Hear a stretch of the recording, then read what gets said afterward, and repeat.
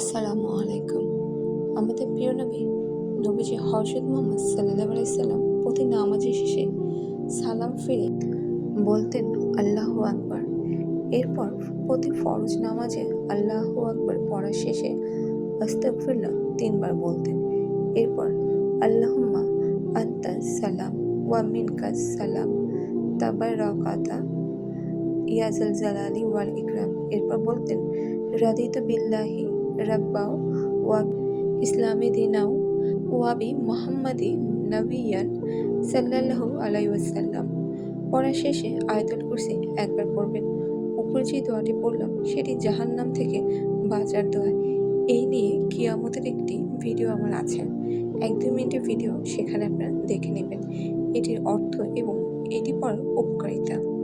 এরপর পড়তেন সুবহানাল্লাহ ৩৩ বার, আলহামদুলিল্লাহ ৩৩ বার, লা ইলাহা ইল্লাল্লাহু আল্লাহু আকবার ৩৩ বার এবং লা ইলাহা ইল্লাল্লাহু ওয়াহদাহু লা শারীকা লাহু লাহুল মুলকু ওয়া লাহুল হামদু ওয়া হুয়া আলা কুল্লি শাইইন কাদির। এরপর সূরা ফাতিহা, সূরা ইখলাস, সূরা ফালাক, সূরা নাস ও দুরূদ ইব্রাহিম পড়া শেষ করে মোনাজাত। ফজর ও মাগরিবে ৭টি জাহান্নাম থেকে বাঁচতে আল্লাহর কাছে দোয়া চাইতেন।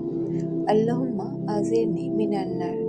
৮টি জান্নাতের দরজা খুলে দেওয়ার জন্য দোয়া। আল্লাহুম্মা ইন্নী আসআলুকা রিদাকা ওয়াল জান্নাত বিগাইরি হিসাব। সূরা হাশরের শেষ ৩ আয়াত।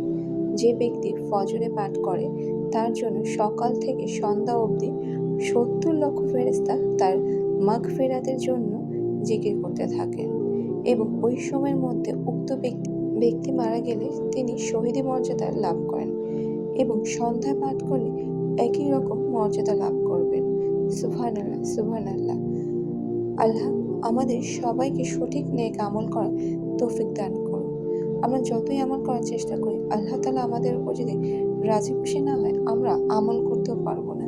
তাই আমরা না চাইলেই আমল করতে পারি না। আল্লাহ তাআলার কাছে সবথেকে প্রথমে চাইতে হবে, আল্লাহ তাআলা আপনি আমাদেরকে আপনার কাছে ক্ষমা চাওয়ার, আপনার জন্য ইবাদত করার তৌফিক দান করুন আমাদেরকে। হে আল্লাহ, আমি যেন বেশি বেশি আমল করতে পারি। হে আল্লাহ, আমি যেন বেশি বেশি ইবাদত করতে পারি।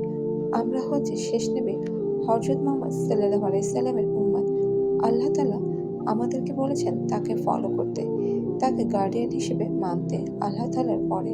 তাই নবীজি আমাদের জন্য যেসব হাদিস আমল রেখে গিয়েছেন, যিনি তা নিজে করতেন, সেগুলোকে আমরা আস্তে আস্তে নিজেদের জীবনের সাথে প্রতিদিনের জন্য যেন জড়িয়ে নিই। তা আমাদের ইহকাল এবং পরকাল দুকালের জন্যই গুরুত্বপূর্ণ এবং আমাদের ইহকাল ও পরকালের জন্যই অনেক লাভদায়ক আমাদের নিজেদের জন্য। আল্লাহ তাআলা আমি বা আপনি ইবাদত না করলে কিচ্ছু আসে যায় না।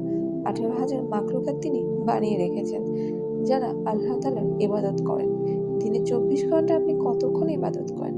এই ২৪ ঘন্টায় প্রতিটা মিনিট, প্রতিটা সেকেন্ড, প্রতিটা ঘন্টা কোনো না কোনো মাখলুকাত তার ইবাদত করে। আপনার আমার আল্লাহ ছাড়া কেউ নেই, কিন্তু আল্লাহ তাআলার আমার আপনার ছাড়া অনেকেই আছেন, অনেক বান্দা আছে, ১৮,০০০ মাখলুকাত আছে। আল্লাহ তাআলা সবাইকে নেক আমল করার তৌফিক দান করুন। আমিন সুম্মা আমিন।